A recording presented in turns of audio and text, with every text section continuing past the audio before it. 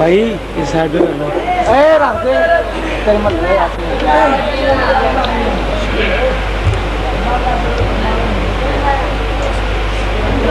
نحمده ونصلي ونسلم على رسوله الكريم أما بعد فأعوذ بالله من الشيطان الرجيم بسم الله الرحمن الرحيم ورفعنا لك ذكرك صدق الله العظيم إن الله وملائكته يصلون على النبي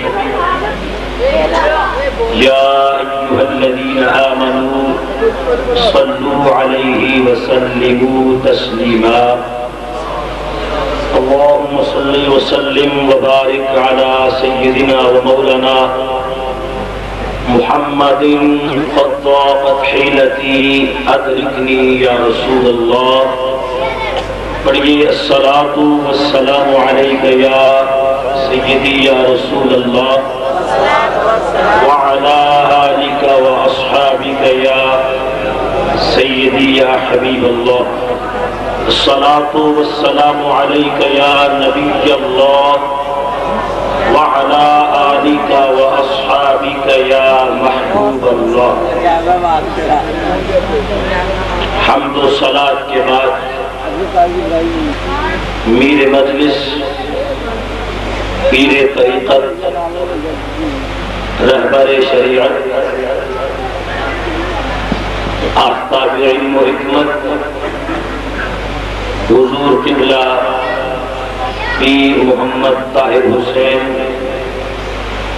الحنفی القادری زیر سجادہ آستان عالیہ منگانی شریف و دیگر مقتدر علماء کرام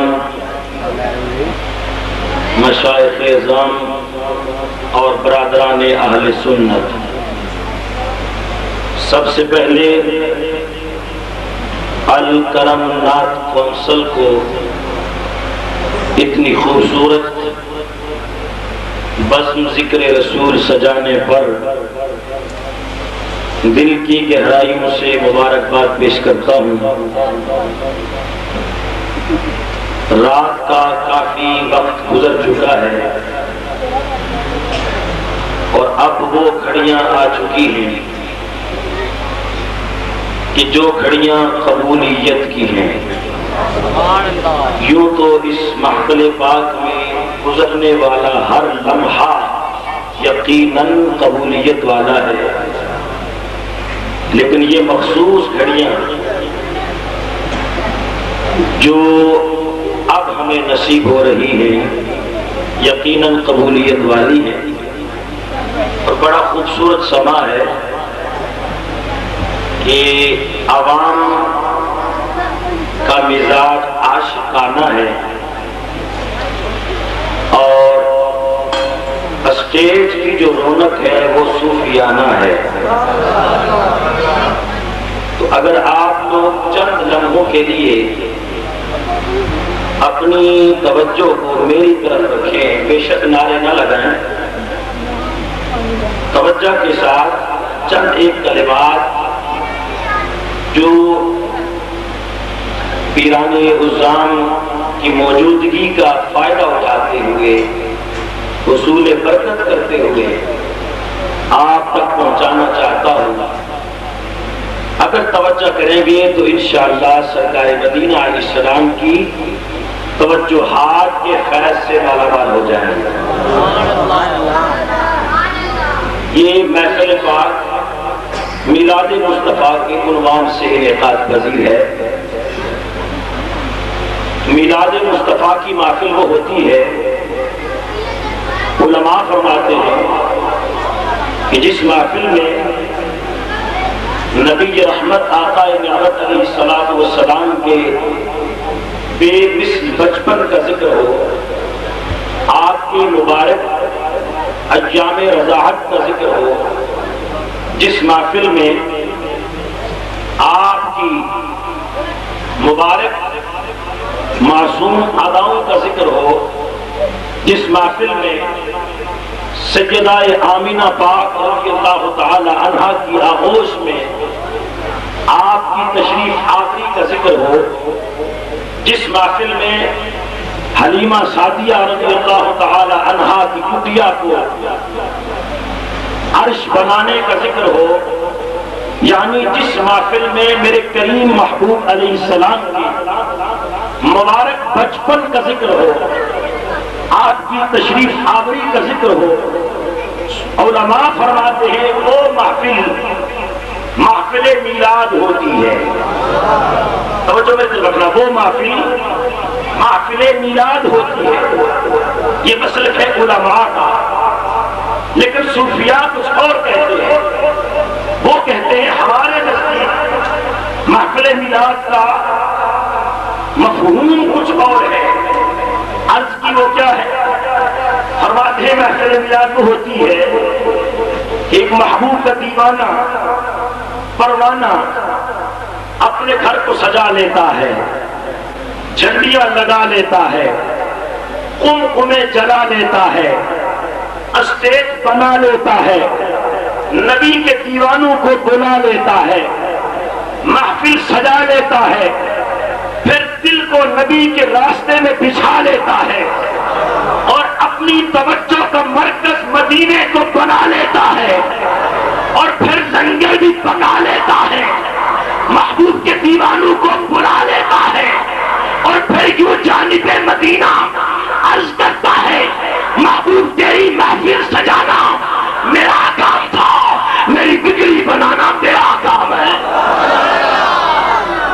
پھر کرم ہو جاتا ہے اور حاطف غیبی سے آواز آتی ہے کہ محبوب کا نام لینے والے تو تو غلام ہے میرے مصطفیٰ کا، تو تو کلمہ پڑھنے والا ہے میرے محبوب کا، تو تو ٹکڑے کھانے والا ہے میرے محبوب کا، اور تو تو نمک خوار ہے میرے محبوب کا، تو تو دیوانہ ہے میرے یار کا۔ یہ محبوب تو وہ محبوب ہے کہ کافر بھی اگر اس کا نام لے لیتا ہے، کافر بھی اگر اس کے آنے کی خوشی کر لیتا ہے، میں اس کے کفر و ضلالت کو نہیں دیکھتا، میں یار کی عظمت کو دیکھتا ہوں۔ اور جانتے ہو کافر بھی کیسا؟ ابو لہب جیسا سخت کافر جس کی مذمت میں قرآن کی پوری سورت نازل ہوئی ہے، ابو لہب جیسا سخت کافر اپنا بھتیجا سمجھ کر نبی کے آنے کی خوشی کر لیتا ہے۔ رب فرماتا ہے اے ابو لہب اگرچہ تو کافر ہے اور بڑا سخت کافر ہے، لیکن تو نے خوشی کی ہے میرے محبوب کے آنے کی، میں تجھے خالی ہاتھ واپس نہیں بھیجوں گا تاکہ قیامت تک آنے والوں کو یہ پتا چل جائے یہ دربار محمد ہے، اور یہاں اپنوں کا کیا کہنا، یہاں سے ہاتھ خالی غیر بھی جایا نہیں کرتے، یہاں سے ہاتھ خالی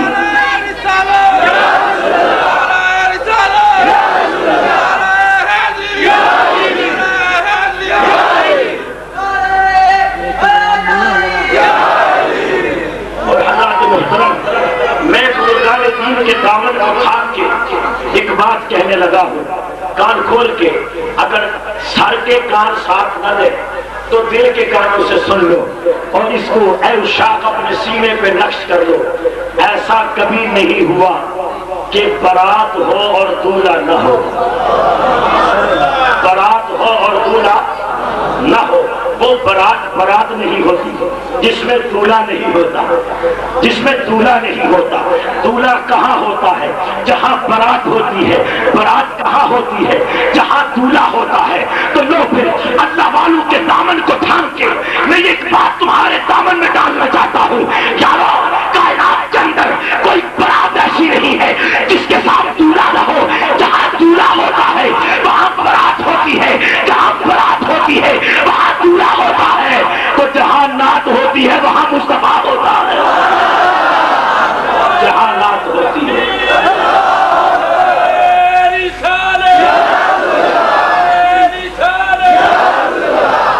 اور میں بلا دلیل بات نہیں کرتا۔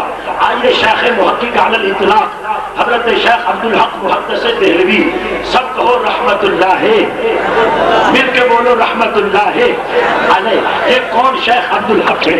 خدا کی قسم اس پاکستان پاک و ہند کی سرزمین کا وہ محدث کہ جو سب سے پہلے رسول اللہ کی حدیث ہمارے پاس لے کر آیا ہے.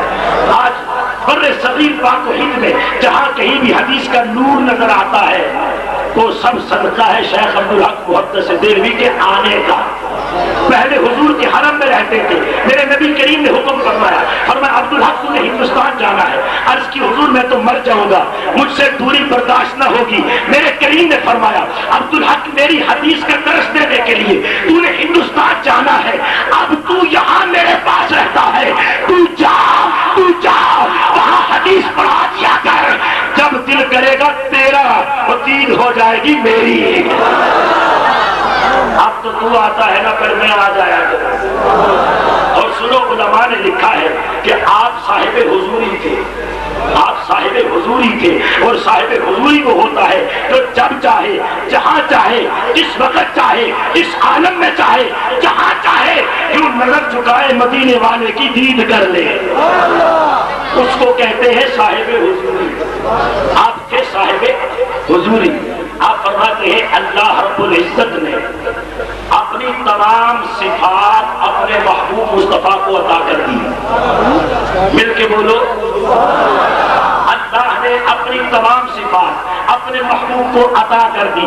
یعنی وہ صفتیں جو اللہ کی تھی اللہ نے اپنے محبوب کی حق محبت کو عطا کرتے ہوئے وہ صفات اپنے مصطفیٰ کریم کو عطا کر دی. کیا معنی یہ ہے اللہ بھی رحیم ہے تو مصطفیٰ بھی رحیم ہے, اللہ بھی کریم ہے تو میرا محبوب مصطفیٰ بھی کریم ہے, اللہ بھی سمیع ہے تو میرا نبی بھی سمیع ہے, اللہ بھی علیم ہے تو میرا نبی بھی علیم ہے, اللہ بھی خبیر ہے تو میرا نبی بھی خبیر ہے. من جملہ ان تمام صفتوں کے جو اللہ نے اپنے یار کو عطا کی ہے, ایک صفت اللہ کی یہ بھی ہے.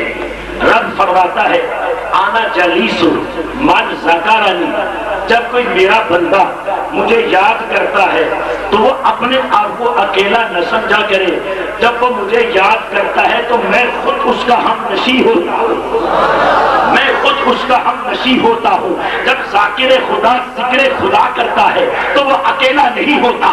رب فرماتا ہے میں اس کا ہم نشیں ہوتا ہوں. شیخ عبدالحق محدث دہلوی لکھتے ہیں اللہ نے یہ صفت بھی اپنے مصطفیٰ کو عطا کر دی ہے. اب معنی یہ ہوگا کہ ذاکر جب ذکر خدا کرتا ہے یا جہاں پہ ذکر خدا ہوتا ہے تو قریب خود خدا ہوتا ہے, اور جہاں ذکر حبیب ہوتا ہے اور مدینے والا خود قریب ہوتا ہے. جہاں ذکر حبیب ہوتا ہے وہاں مدینے والا خود قریب ہوتا ہے.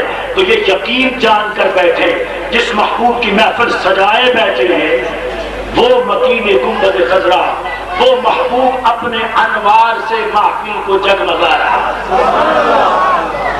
اچھا اب آپ ایک سوال کر سکتے ہیں, میرے ذہن میں بھی آ سکتا ہے کہ محفلیں تو ہیں انگنت, لاکھوں کروڑوں اربوں, کیونکہ زمین والوں میں محبوب کا ذکر ہے, آسمان والوں میں محبوب کا ذکر, فرشیوں میں محبوب کا ذکر, عرشیوں میں محبوب کا ذکر, مخلوق کی زبان پہ محبوب کا ذکر, خالق کی زبان پہ محبوب کا ذکر.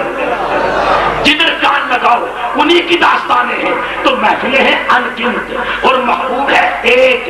ارے ایک وقت میں وہ محبوب کہاں کہاں جاتا ہو.